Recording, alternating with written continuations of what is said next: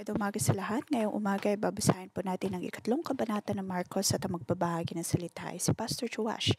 Bibigyan po natin ito ng pamagat sa panahon ng kadiliman, patuloy na sundin ang Panginoon hanggang sa kahuli-hulihan ng buhay.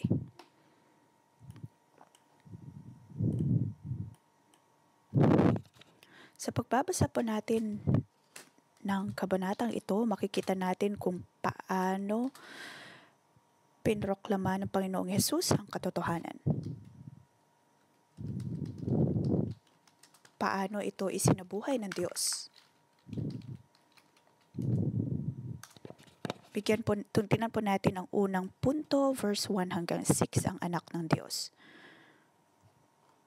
Ang anak ng Diyos ay laging nagpapagaling. Verse 1, muling pumasok si Jesus sa sinagoga, naratnan niya roon ang isang lalaking paralisado ang isang kamay.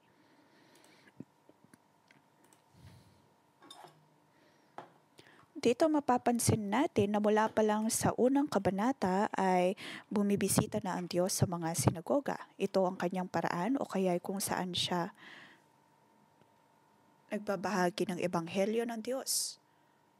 Dahil nangangailangan ng muling pagbabalik ng pananampalataya ng mga tao. Doon siya nagpapalayas ng mga demonyo, nagbibigay ng kagalingan, gumagawa ng mga milagro.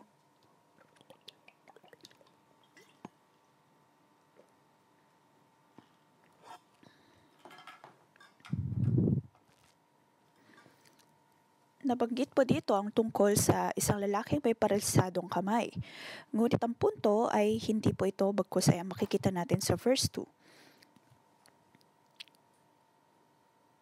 Sabi sa verse 2, pinagmasdan ng ilang taong naroroon kung pagagalingin ni Jesus ang lalaking iyon sa araw ng pamamahinga upang may maiparatang sila laban sa kanya.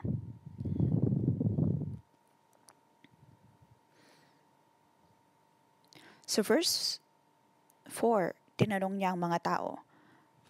Dahil alam ng Panginoong Jesus na ang tinitingnan ng mga tao ay kung paano siya paparatangan ng iba.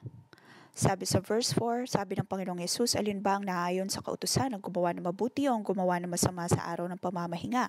Ang magligtas ng buhay o ang pumatay? Ang lahat sa sinagoga ay alam nila ang tungkol sa Diyos.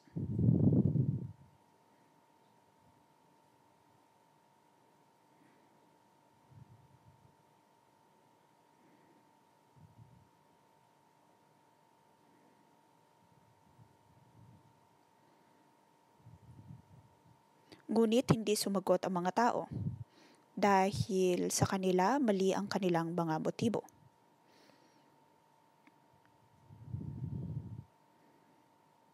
Nais nilang paratangan ng Panginoong Hesus gamit ang salita ni Moses. Sabi sa verse 5, sabi ni Jesus, tinignan ni Jesus ang mga taong nakapaligid sa kanya, nagalit siya at nalungkot dahil sa katigkasan ng kanilang mga puso. Ang anak ng Diyos ay nagkaroon ng galit. Bakit ang kanilang puso ay napakatigas?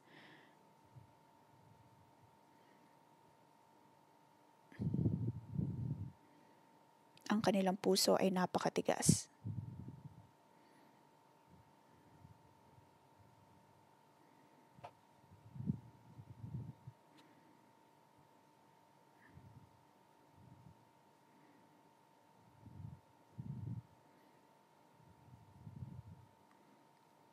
Ngunit ang milagrong ito na ginawa ni Jesus ay walang impluwensya sa mga tao. Kaya naman ang mga Pariseo ay nakipag-usap sa mga Herodian kung paano nila patutumbahin o kaya paano nila palalayasin, tatalunin ng Diyos. Ang nais ng mga tao ay ang ilagay siya sa kahon at paratangan siya. Ngunit ano ang pinili ng Panginoong Hesus? Hindi niya binigyang pansin kung ano man ang iniisip ng mga tao. Ginawa niya lamang kung ano ang nararapat na gawin. Mga kapatid, sa mga panahon po natin ngayon na ating sinasabuhay, may mga pagkakataon na ang mga tao ay may iba't ibang tugon ayon sa panahon, ayon sa pagkakataon, lalo na online. Paano tumutugon ang mga tao sa parehong insidente o kaya parehong sitwasyon? May mga pagkakataon na masyado itong nagpapalaki at nagiging uri ng akusasyon. Namumuhay po tayo sa ganitong panahon.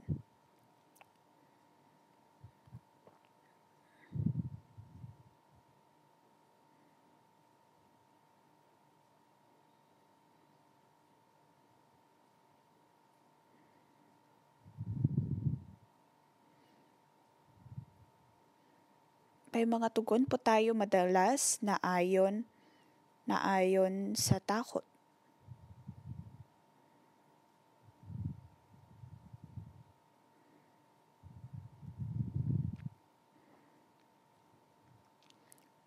Maaaring may iba na ang focus ay ang selebrasyon.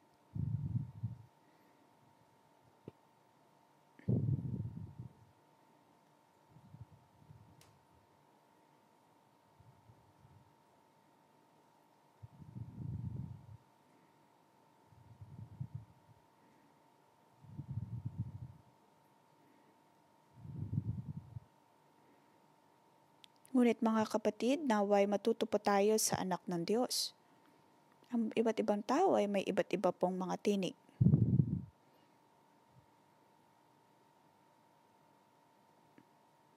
Tinuturuan po tayo ng Panginoong Hesus. At ito din po ang pangitain na ibinigay ng Diyos sa 611. Ang pagpapagaling ng mga sugatang puso.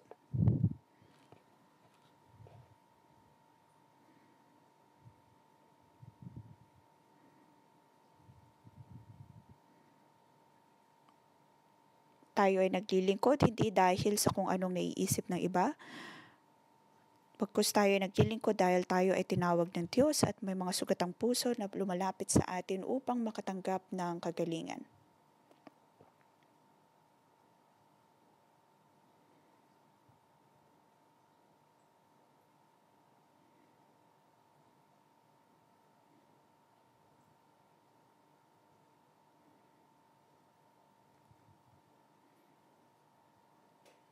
Sinasabi po ng Diyos sa atin na gawin po natin kung ano ang dapat nating gawin.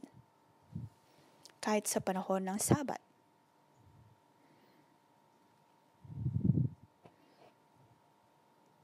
Sa panahon ng Sabat,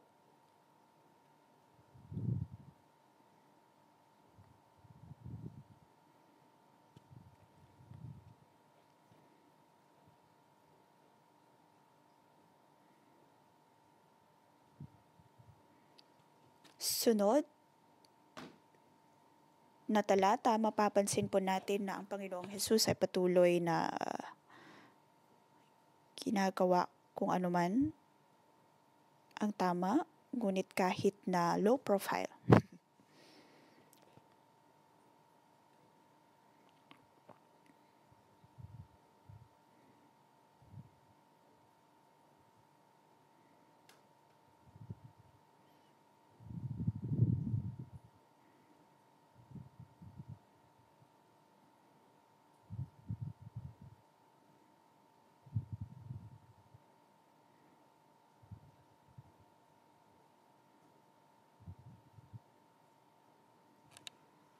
May ilang mga dumating sa presensya ng Diyos dahil alam nila kung ano ang milagro na kanyang ginagawa.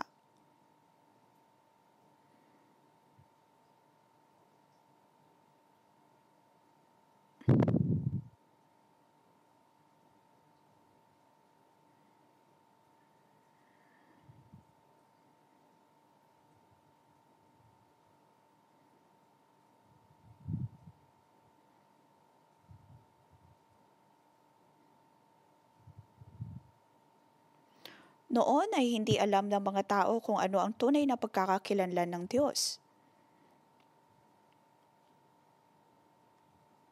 Siya ay tinitingnan ng mga tao bilang isang propeta na puno ng pag-ibig, ngunit hanggang doon lamang kanilang pagkilala sa Kanya. Hindi nila alam na ang pagsunod sa Diyos o ang pagsunod sa Panginoong Yesus ay pagsunod din sa Diyos.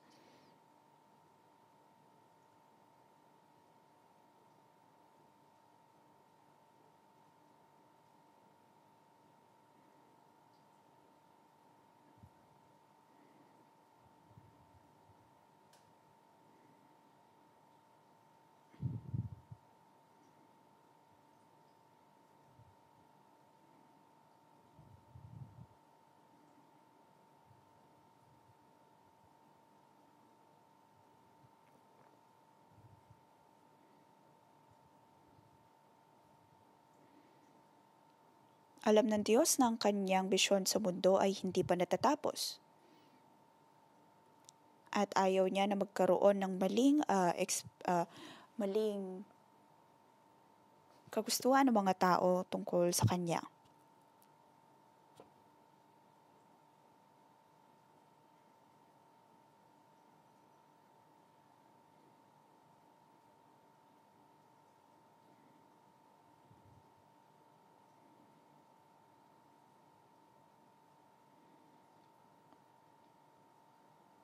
Nais ng mga tao na magkaroon ng isang tao na titindig upang iligtas sila sa uri ng gobyerno na mayroon sila.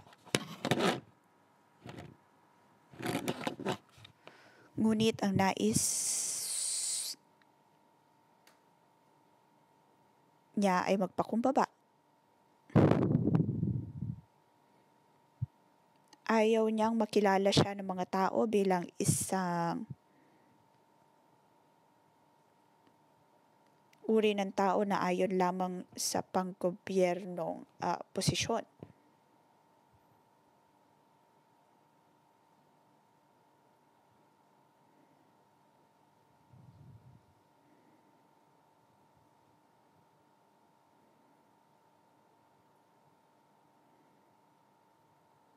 Ngunit ang mga tao sa mga panahong iyon ay wala pong ganitong uri ng konsepto. Hindi nila mapagtanto na sila ay makasalanan pa rin. At sa mga panahon nga na iyon ay hindi pa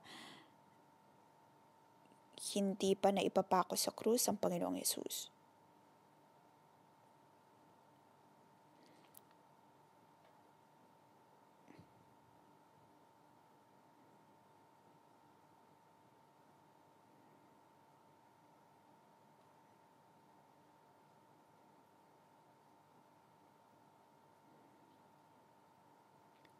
Nang sinulat ni Marcos ang mga kabanatang ito, ay hindi pa po panahon ng kamatayan ni Jesus.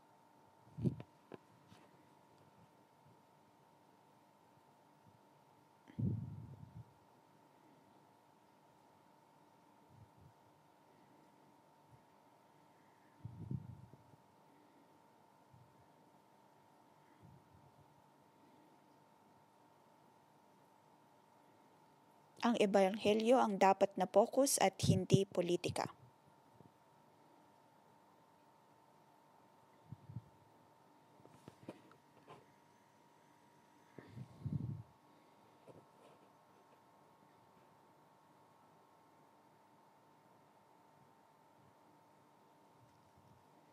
Sa maraming pagkakataon, tuwing humaharap po tayo ng pag-atake mula sa mga tao, ang nais natin ay ang ipakita ng Diyos ang kanyang kapangyarihan, ipakita ang kanyang kapangyarihan sa pamamagitan natin.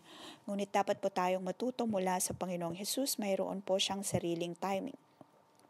May tamang panahon upang kanyang ipakita ang kanyang kapangyarihan at may panahon din upang tayo ay manahimik.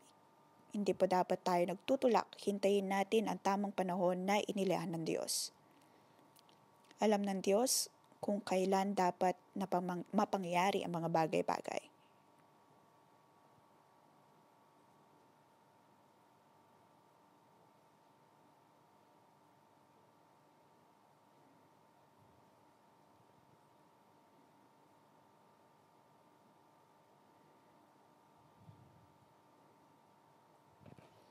dito sa pagtatago ni Jesus ng kanyang pagkakakilanlan, hindi po ibig sabihin nito na nagtatago siya sa kuweba.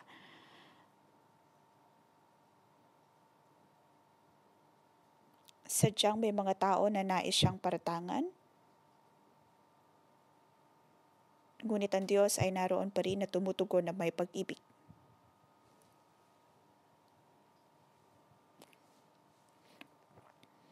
Maraming mga tao ang nangangailangan,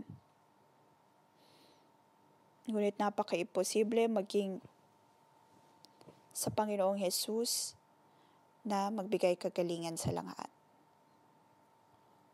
Ngayon, tinuturuan po tayo ng Diyos kung paano ang magdisipulo ng mga tao, paano tumugon ayon sa pagkakataon.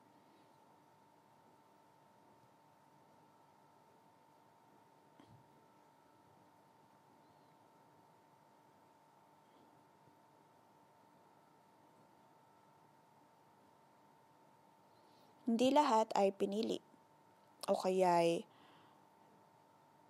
naitala.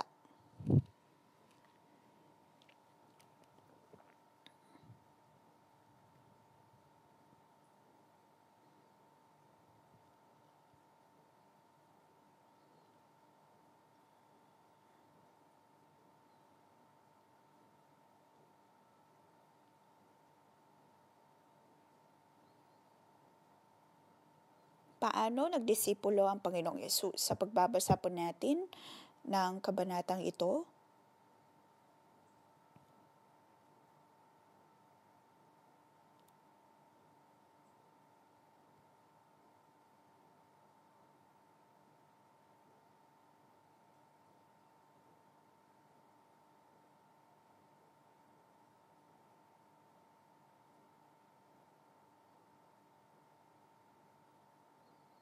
pinili ng Diyos ang 12.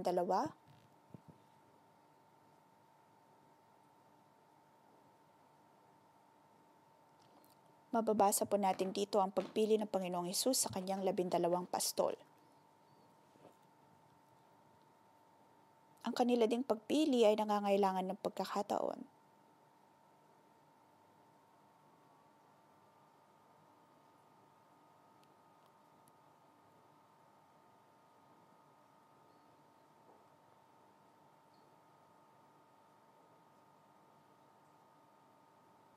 Doon ay nakikita po natin na ang Diyos ay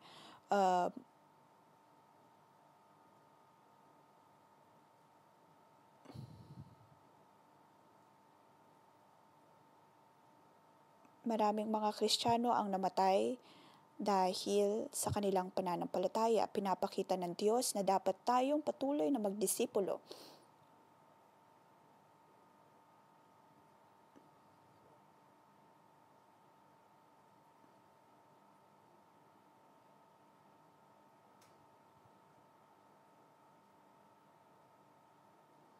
Naniniwala po ako na ang Ebanghelyo ni Mark ay ayon din sa mga karanasan ni Pedro. Dapat po tayong magtayo ng mga disipulo.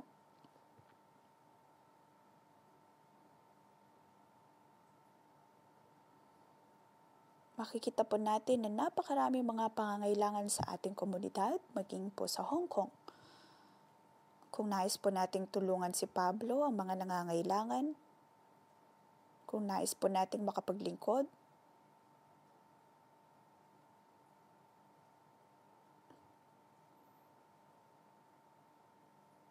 iyon ay dapat na gawin ayon sa kalooban ng Diyos.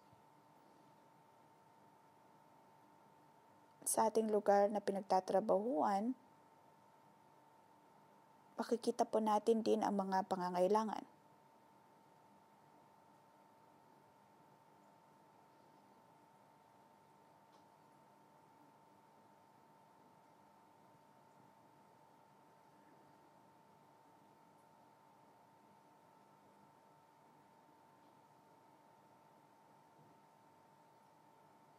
Dito pinapakita ng Diyos ang pinaka-importanteng desisyon na dapat gawin.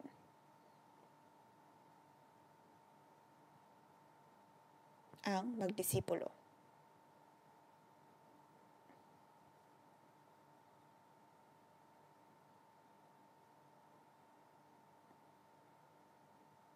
Sa higit nating pagdidisipulo, higit na magkakaroon ng pag-asa sa buong mundo.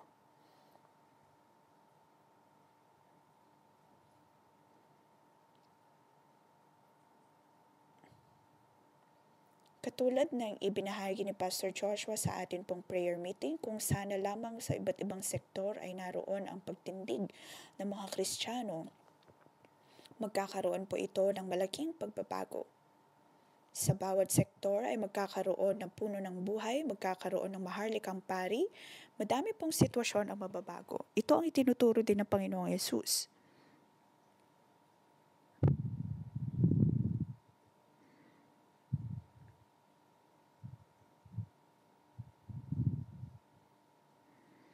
Tulad po ngayon, sa aking pagiging Levita, madalas ay akin pong iniisip kung paano ako magkakaroon ng impluensya sa sektor ng edukasyon. Ito po ang aking layunin mula nang ako'y nagsimulang magtrabaho. Ngayon, sa aking pagdidisipulo,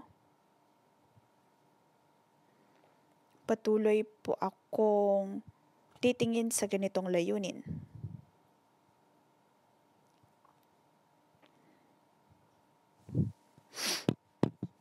Kaya naman mga kapatid, sa atin pong pagdidisipulo, patuloy pa tayong magkakaroon ng impluensya sa mga susunod na henerasyon. At ang impluensya na mayroon po tayo ay higit pa sa kung ano man ang kayang nating gawin, dahil ang Diyos ang siyang gagawa ng lahat ng bagay. Ngayon sa verse 20 hanggang 30.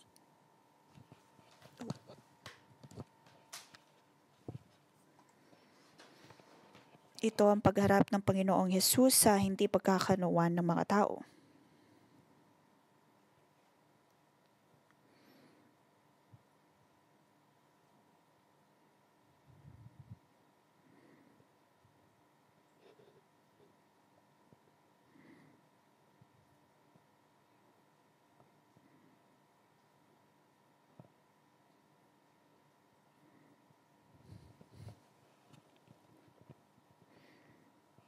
Maraming mga taong sumusunod sa Diyos, gumagawa ng mga milagro at ngunit hindi nila maunawaang mabuti kung ano ang ginagawa ng Diyos.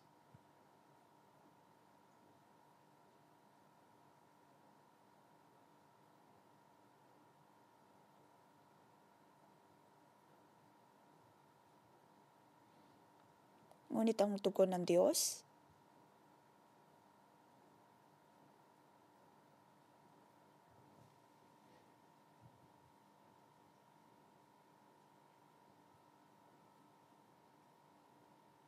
sinasabi ng Panginoong Hesus dito na ang kanyang kapangyarihan ay hindi nagmumula kay Satanas.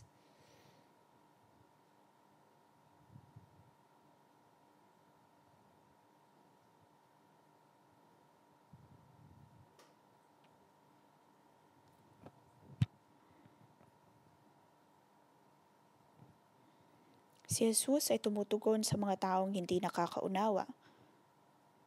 Dito makikita po natin ang isang panibagong perspektibo.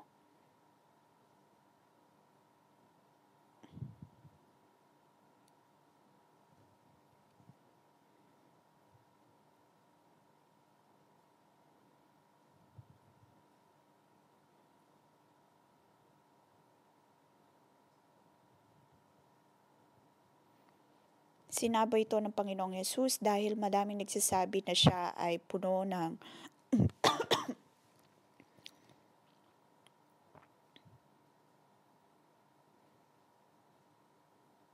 na ang Satanas ang kumikilos sa kanyang buhay.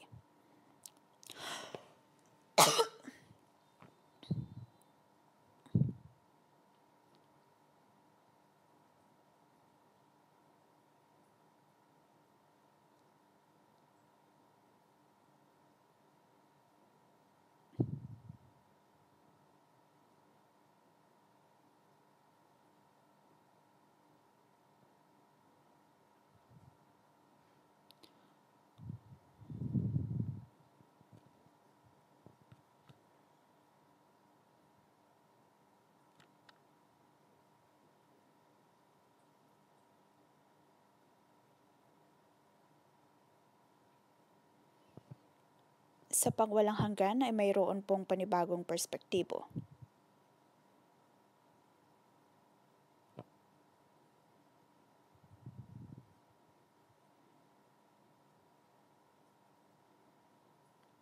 Ang Diyos ay tumugon ayon sa perspektibo ng pangbuhay na walang hanggan.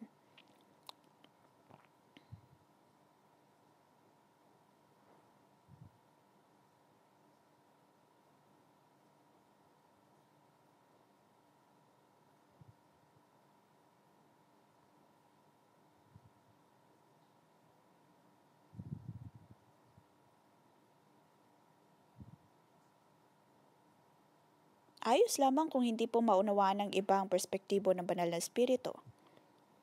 Ngunit ngayon tayo ay pinapaalalahanan ng Diyos na magkaroon ng perspektibo ng buhay na walang hanggan.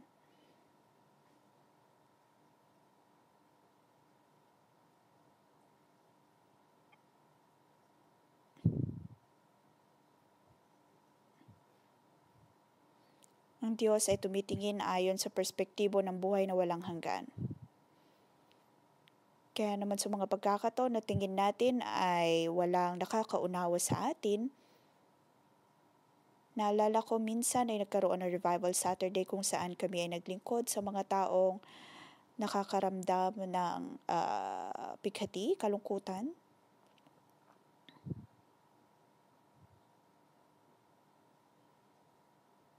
Ngunit marami ang nakatanggap ng kagalingan.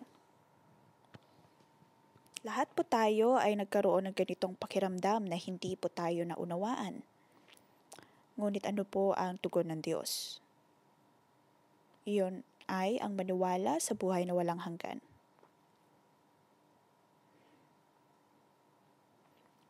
Maaring napaka-imposible na tumugon ayon sa katotohanan dahil mayroon pa rin pong mga misteryo sa buhay na hindi natin maunawaan.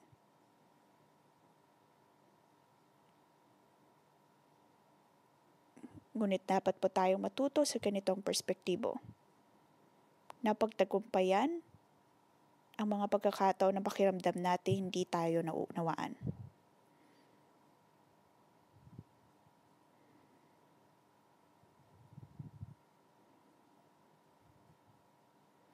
Ang mga taong ginagawa ang kalooban ng Diyos ay ang tunay na kamag-anak ng Diyos.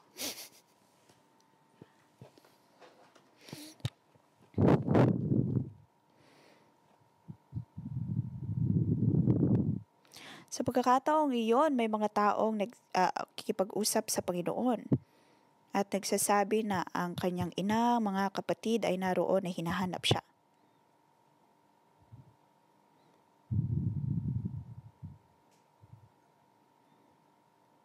Ngunit hindi agad natumugon ng Panginoong Yesus.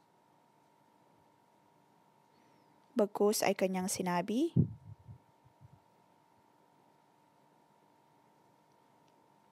sino ang aking ina, sino ang aking kapatid? Dito para bang may mga nagsasabi na hindi siya naging mabuti sa pagtugon sa ganitong paraan.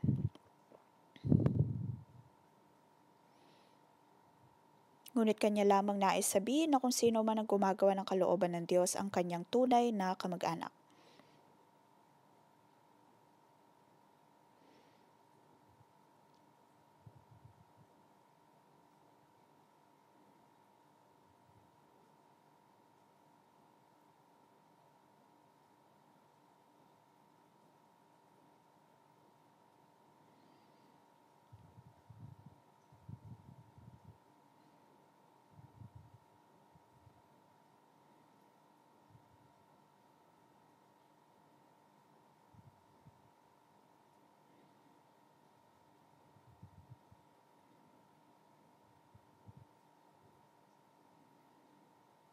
Ang punto ay kung sino ang gumagawa ng kalooban ng Diyos. Na sila ang tunay na kanyang pamilya.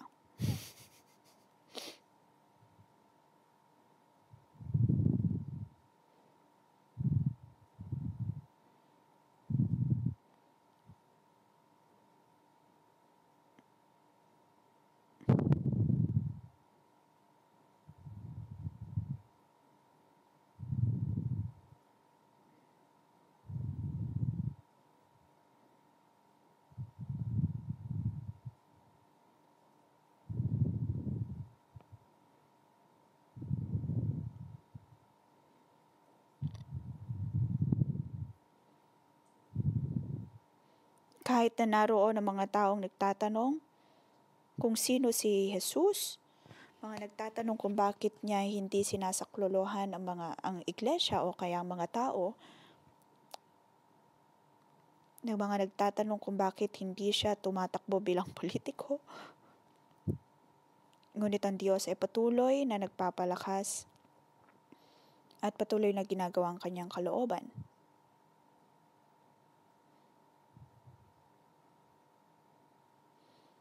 Kahit na may mga bagay na hindi po natin nauunawaan, naroon pa rin ang pagtulong ng Diyos.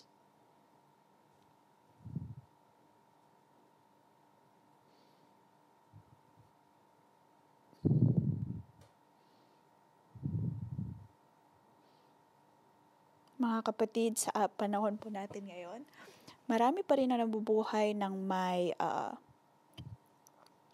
pagdududa. Ngunit lahat po tayo ay dapat na magkaroon ng puso na gawin kung ano ang kalooban ng Diyos.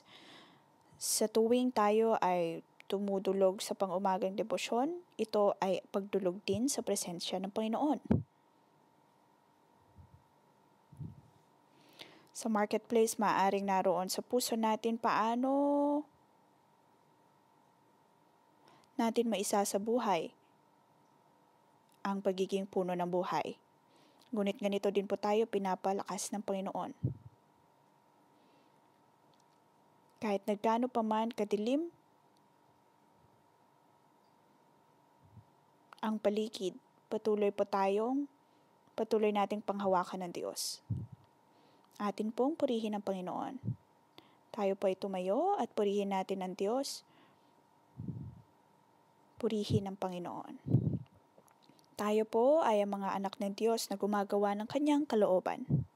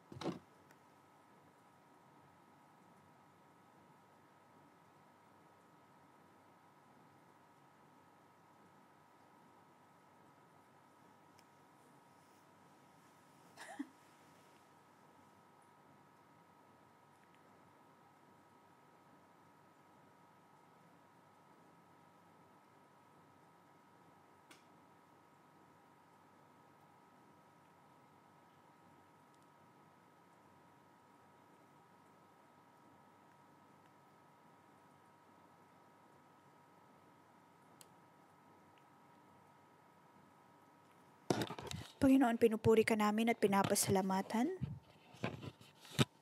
Ikaw ang aming tagapagligtas. Panginoon, pinapasalamatan ka namin dahil ang iyong kaligtasan ay nasa amin pong mga buhay at nasa aming mga pagkakataon, panahon, at ngayon na nararanasan po namin sa panahon ngayon. Panginoon, pinupuri ka namin.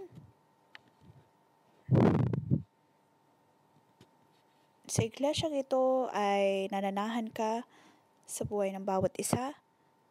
Nagkakaroon kami ng mga gawain kung saan nararanasan namin ng mas malalim ang iyong kaligtasan, ng iyong pag-ibig. Pasalamatan po natin ng Diyos sa kanyang pagkilos sa ating pong mga buhay.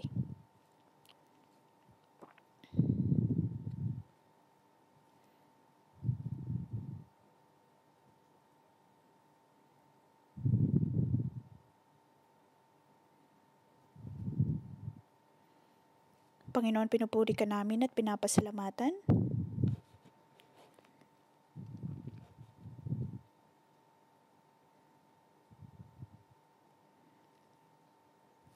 Sa tuwing kami man ay may mga pangangailangan, pisikal man, emosyon, espiritual, naroon ang iyong banal na espiritu na patuloy na nagpapalakas sa amin.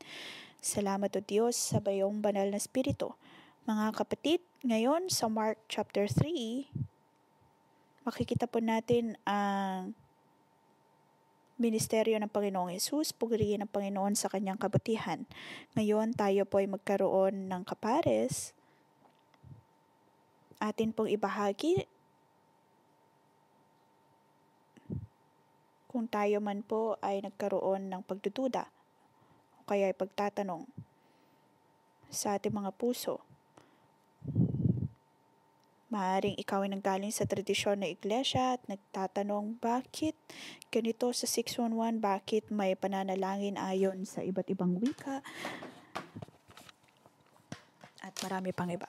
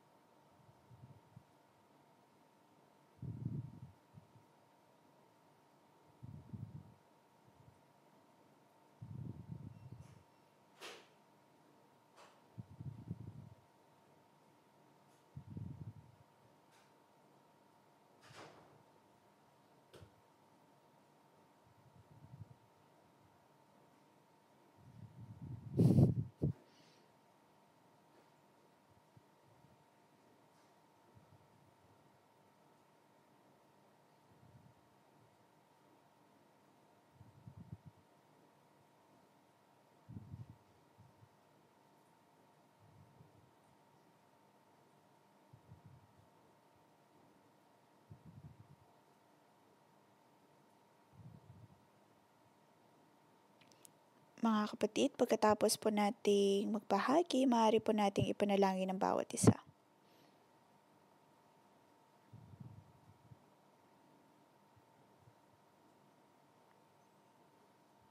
Naway tanggalin ng Diyos ang bawat pagdududa sa ating mga puso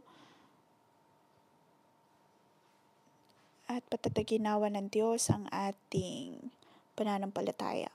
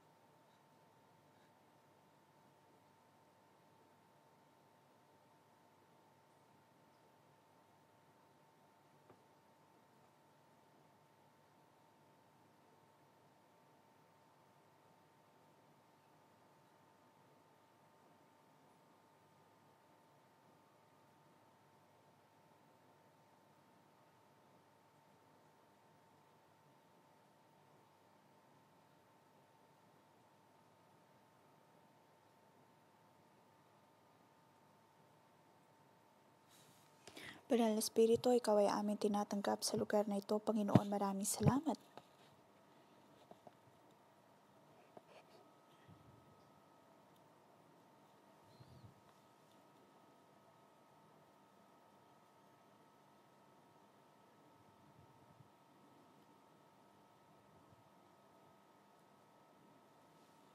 Panginoon, kami ay tumutulog sa iyo. Ang Banal na Espiritu, ang Espiritu ng katotohanan, ang patuloy na manahan sa amin.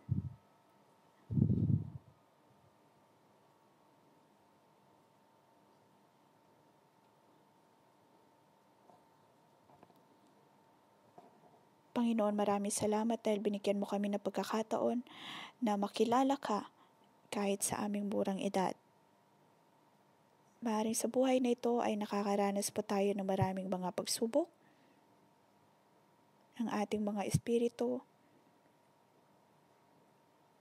ay laging may mga pagdududa. Marami po tayong mga dinadala sa ating mga puso.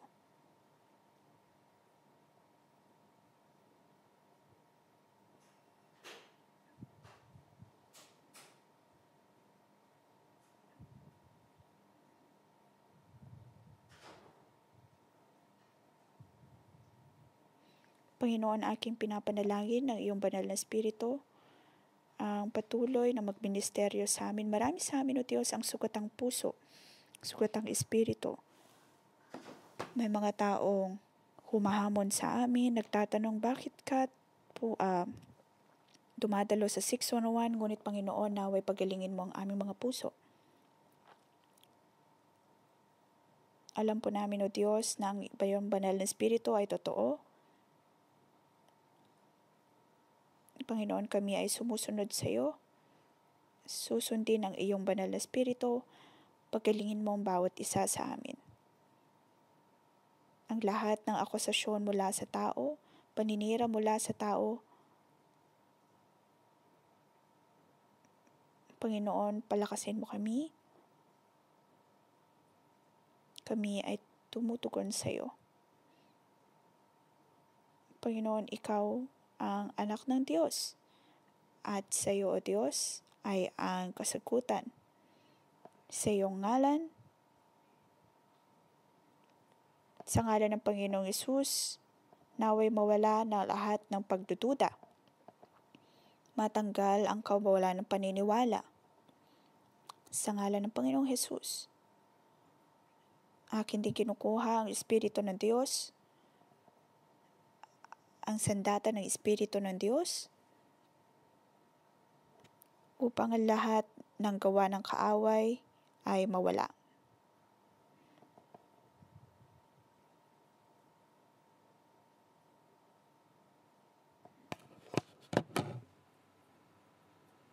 Lahat ng takot, lahat ng pagdududa ay mawawala sa ngalan ng Panginoong Hesus. Aking pinoproklama na ang ating Panginoong Hesus, ang ating proteksyon, ang ating kalakasan.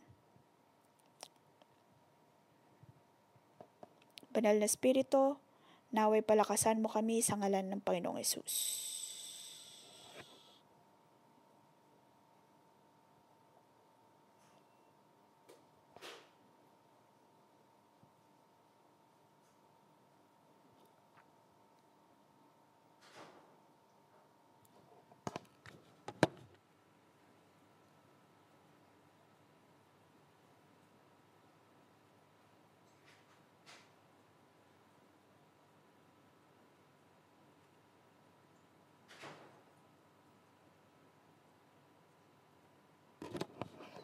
Buksan po natin ang ating mga kamay, ang ating puso. Panginoon, kailangan namin ng iyong banal na Espiritu.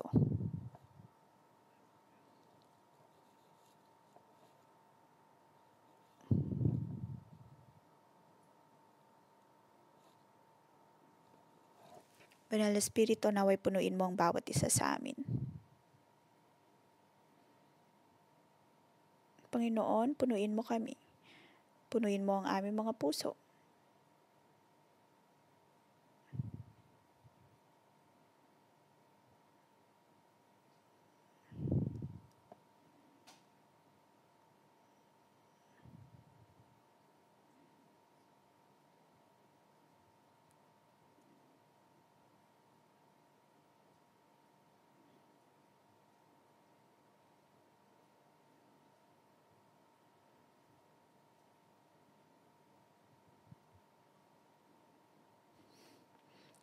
Panginoon, ibigay mo sa amin ang pangitain ng puno ng buhay.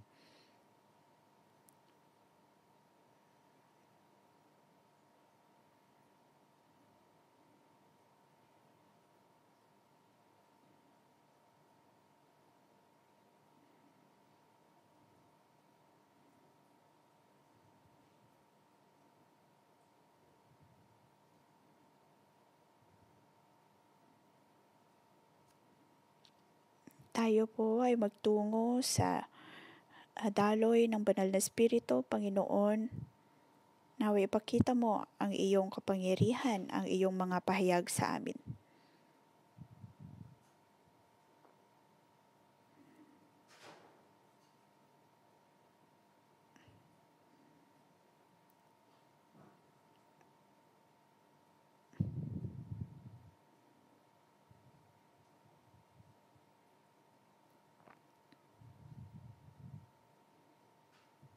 Tayo po ang puno ng buhay.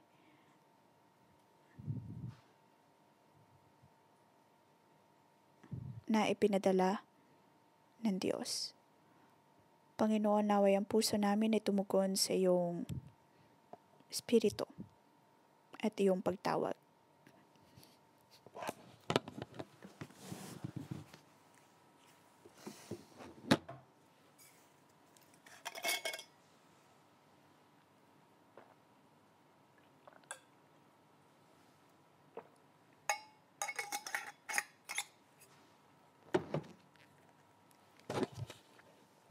Katulad ng pagdulog ng Panginoong Hesus, may mga tao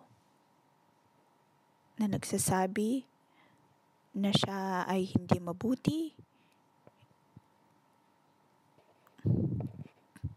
Ngunit Panginoon, naway tumugon ka o kaya dumulog ka sa amin pong mga buhay.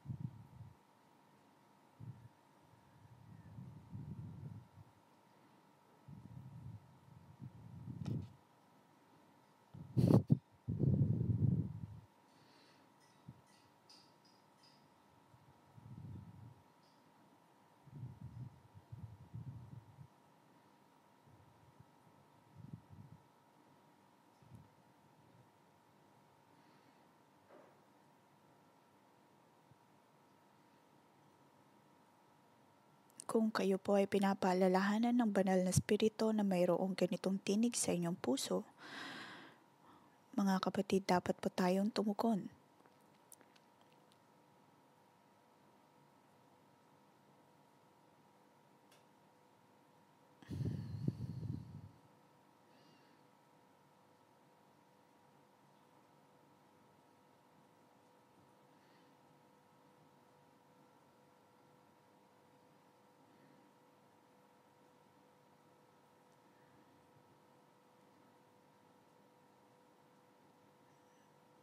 Panginoon, naway pumasok ka sa amin pong mga puso.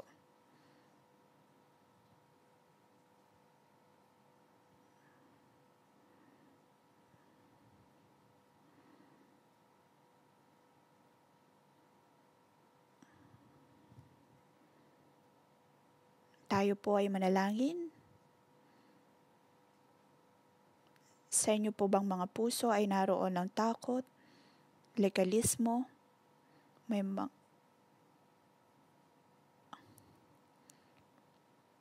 mga tradisyon sa atin pong mga puso? Tayo po ay tumulog sa Diyos, sabihin natin sa Kanya na siya ang ating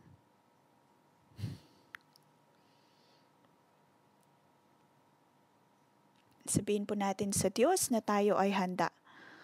Banal na Espiritu, pumasok ka sa amin pong mga puso. Tayo po ay manalangin.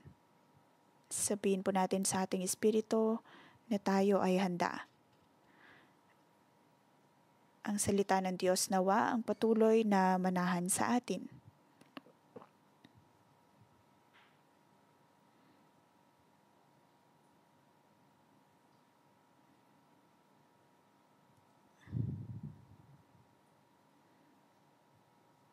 Tayo po ay tumayo.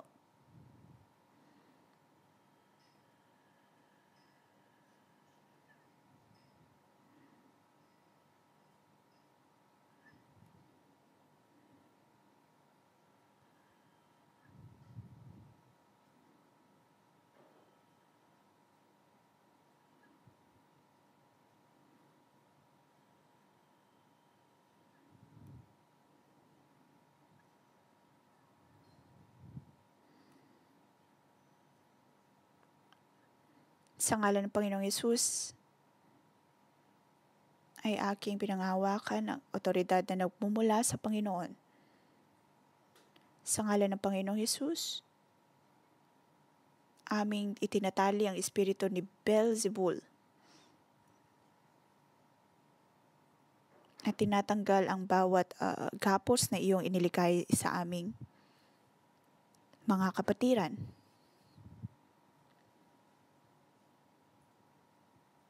At tinatanggal din ang kapangyarihan na lumalaban sa Diyos. Sa ngalan ng Panginoong Hesus, akin tinatanggal ang bawat pagdududa.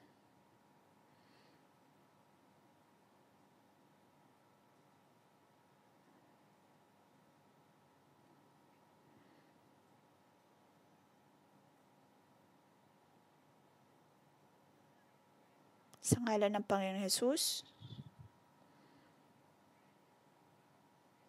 ay amin tinatanggal ang tradisyon ng mga kaaway,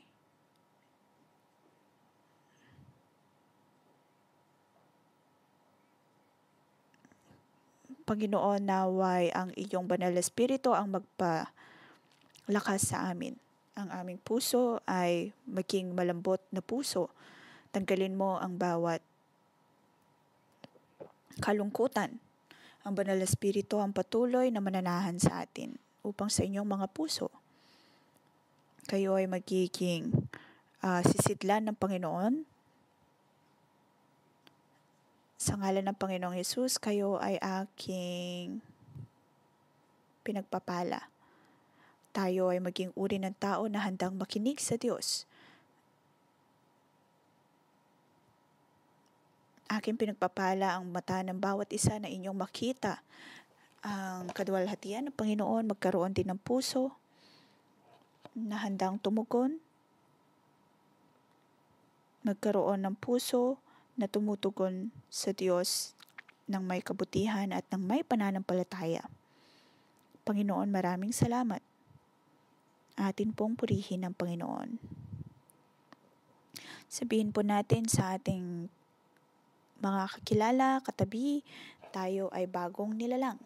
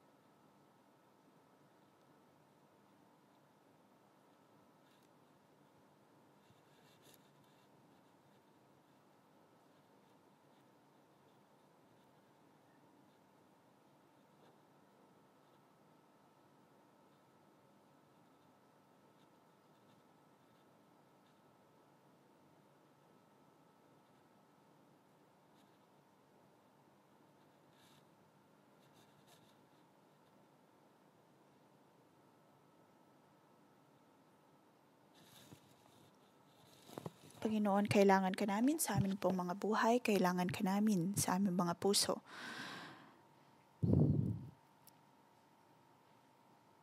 Ang iyong espiritu ang siyang mananahan sa amin, ang iyong kagalingan ang mananahan sa amin.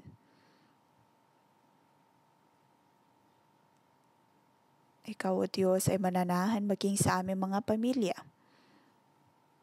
Kami ay naging pamilya ng Diyos. Panginoon, maraming salamat.